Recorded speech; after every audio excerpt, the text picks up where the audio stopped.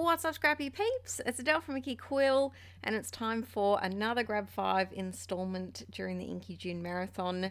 I'm using a couple of things that are a little tricky for me. So this first one, I think it's from the Heritage Collection from Crepe Paper. They're just the font there was something about them that I was finding a bit difficult to use. I've got a 6x6 paper pad that has been in my stash forever. I've got some little alphas. I think these are from the Reject Shop, and I've got 2 packs of those. I have this pack of clear stickers, also from the Heritage Collection. We're going for a bit of a more neutral coloured colour scheme, a bit different to some of my most recent layout videos. And then the final thing are some colourful enamel dots. So if you're new to my videos, Grab 5 is where I pick 5 things from my stash and I have to use them on a project. So today we're making a layout, and it's a photo from Archie's baptism last year, and poor little Violet was meant to have hers probably a month or 2 ago, but with everything going on we will have to postpone that. But the beautiful little dress that my mum bought her won't fit anymore, so we'll have to figure something out for her special day.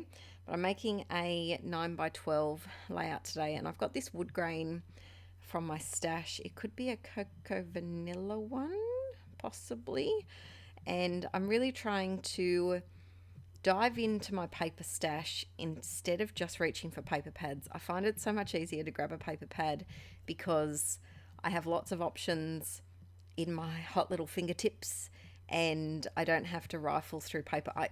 I guess you are still rifling through paper because you're just flicking through paper instead, but I don't know, I just find it a lot easier to use paper pads than I do sheets of loose paper. So I'm going through this 6x6 paper pad, and there's a lot of what I would call neutral patterns and colours in here. There's a lot of wood grain, there was denim, text, kind of a mismatch of all sorts of little bits and pieces. And I pulled out the cork, which isn't real cork, it's just pattern paper cork, and this note papery one.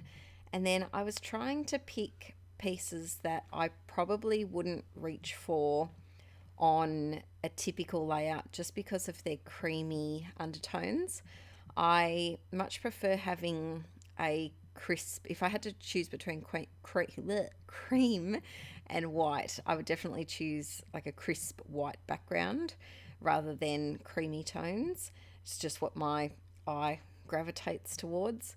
And a lot of this paper pad were pieces that were very, very creamy. So I tried to pick those so that I could use them and not avoid them for any longer.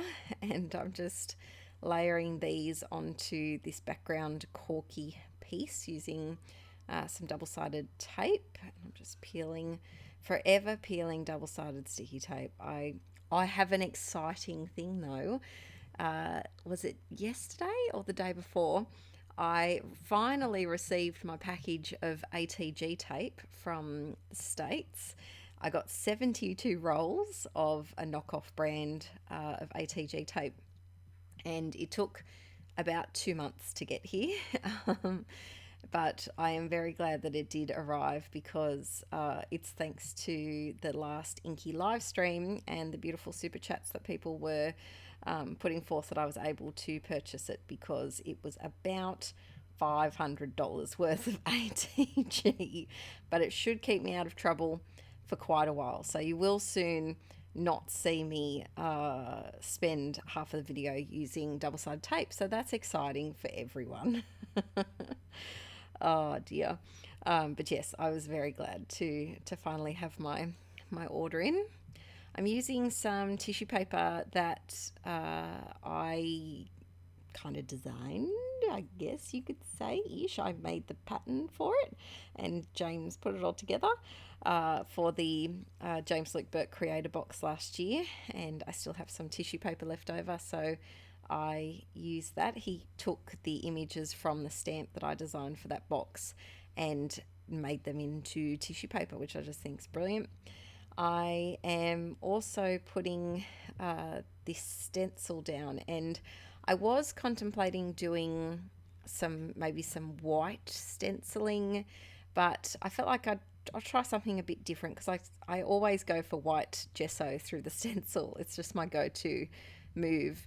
And I wanted to branch out, so I grabbed my white gel pen, something slightly different, and I really like the look of it in the background. It gives a bit of something to this background paper without overtaking the whole wood grain from the back.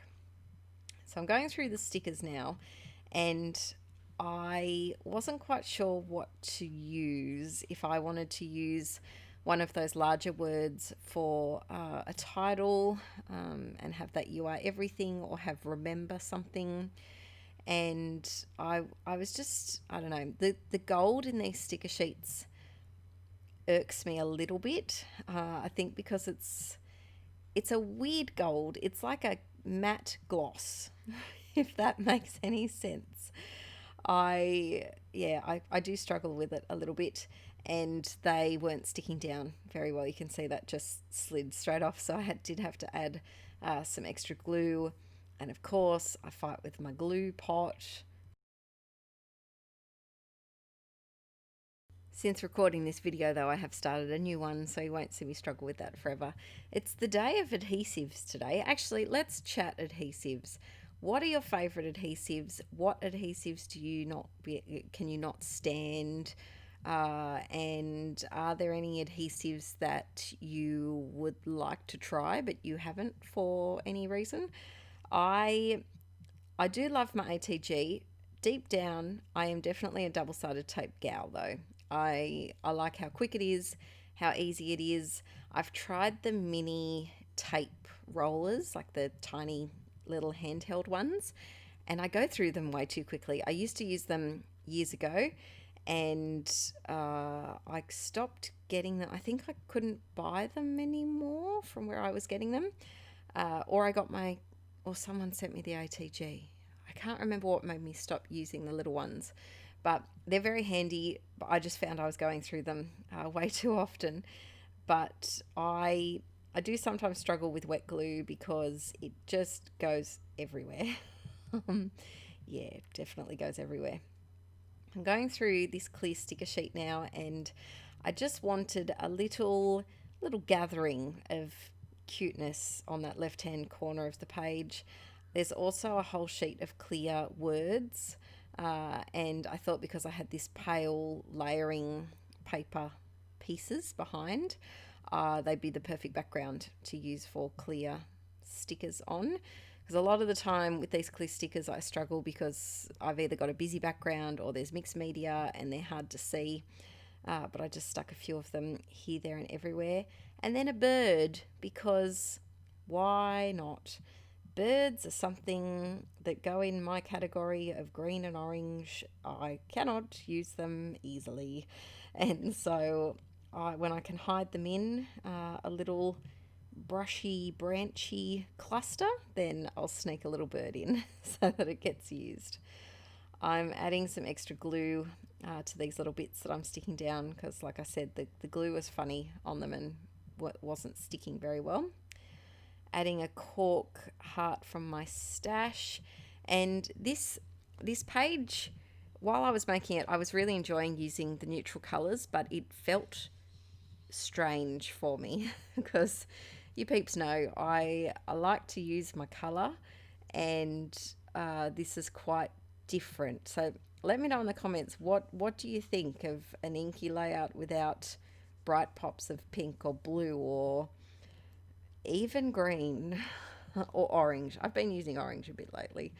Yeah, it felt a bit different, but at the end of this video, I show you the page that it goes opposite in my 2019 album, and you'll see why I picked this color scheme on. I picked it on purpose so that it would coordinate. That's a question that I get sometimes about double page layouts and single page layouts and my album and how I choose. I will do a whole video on how I choose photos, but how I choose what products to use if I don't do the pages as a double page process, if that makes sense. And quite often I find that the colours that I gravitate are pretty continuous throughout my album. Oh, time for some Hardy Shine. Shake, shake, shake, shake, shake, shake, shake your Hardy Shine, shake your Hardy Shine. Tangent, sorry. Hardy Shine tangent. There's always time for a Hardy Shine tangent. But I do find that colours that I use are so frequent in my albums that it looks like the layouts belong next to each other anyway. And sometimes if I have done, so the left hand side of this page was a pocket page, and I had completed that months and months before this one, so it was already in the album. And when I pulled out the photos, I was able to see that they were the colors that I chose, and I just picked my products to match that. So if there's anything that's out of the ordinary, I would say this page is a bit out of the ordinary for what I usually do. It doesn't have pink and blue on it. That's pretty much out of the ordinary for me. I will specifically pick a few products that purposefully match the out of the ordinary page that it's next to. Jazz hands, we're all finished. So here's the final page. I had to add a little hint of turquoise in there with all that minty kind of green color with the enamel dots, but I think it all coordinates quite nicely. And here is the page that it is. I've just gone to get it. So that page had very neutral brownish tones because of the church we're in, and so I think that they coordinate together. Thanks for tuning in, peeps, and I'll be up with another video tomorrow on Let's Get Inky. Hope you have a great day, and I'll see you then. Bye.